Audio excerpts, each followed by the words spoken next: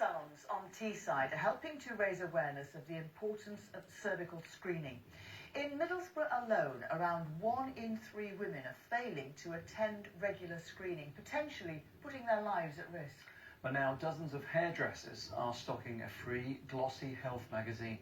Through articles and personal stories, it aims to break down fear, embarrassment and cultural barriers that can prevent women from being screened. Helen Ford reports.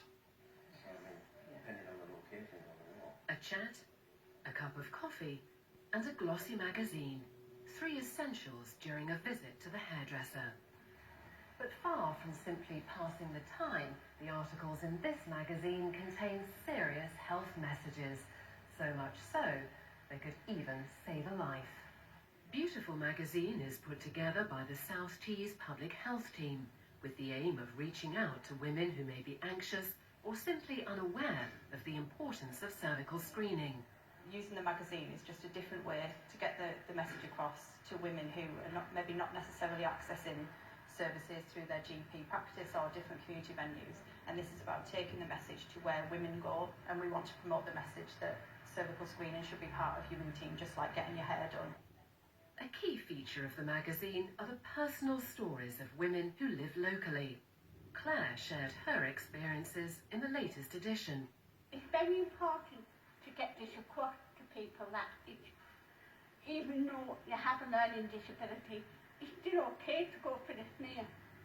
And it should be done for everyone, not just for people who are definitely active. Cervical screening is offered every 3 years to women aged between 25 and 49 and every 5 years to those between 50 and 64. It checks for abnormalities in the cells of the cervix, in other words, growths that could develop into cancer.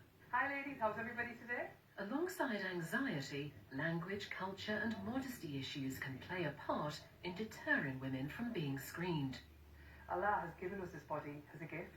Health and fitness advisor Shazia Noor helped to develop Beautiful magazine from the perspective of women from an Asian background.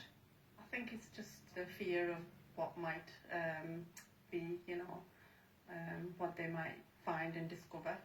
So sometimes not knowing the unknown is better to deal with like that. The other thing sometimes as well is time, just like all women. You've got 101 things to do, and then when you live in an extended family, it's even harder. So cooking, cleaning, school runs, mosque runs, and then what happens is you leave yourself as the last priority. And that's why this salon owner is so keen to offer the magazine. His wife was diagnosed with cervical cancer more than 20 years ago. She died in 2015. It's a good way of getting something out there that's really not discussed about. It's probably discussed on a one-to-one basis with a person and the doctor or the screener, and they don't really share a story. Now, sometimes I believe that a shared story is better. It makes it easier for everybody. It's important to get the message out there. And in time, the hope is that booking a cervical screening test will feel as comfortable as a visit to the salon. Well, let's find out more because Helen joins us now. So what kind of impact is the idea having so far, Helen? Well, the first point to make is that Middlesbrough has the second lowest take-up of cervical screening of anywhere in the North East. So although there's still a long way to go, figures do suggest that things are on the rise. And this project has been backed by a national cancer charity. It wants to see more similar ideas adopted elsewhere. We're talking about a disease that is preventable, that one day we believe could be eradicated. So there's a lot more. So the work that's happening in Middlesbrough, we want to see that replicated. We want to see across England, again, CCGs and councils thinking about their communities, what are the challenges to uptake, and then think about how they can communicate to turn that around. Bottom line is, if we do that, we'll see lives saved. Now, amazingly, more than 200 hair salons and other outlets, not just in Middlesbrough, but also in Redcar and Cleveland, are now stocking this magazine. So it's a real community effort. And I was struck while filming how everybody involved really wants to make a difference here. Yes, well, let's hope it really does, Helen. Thank you.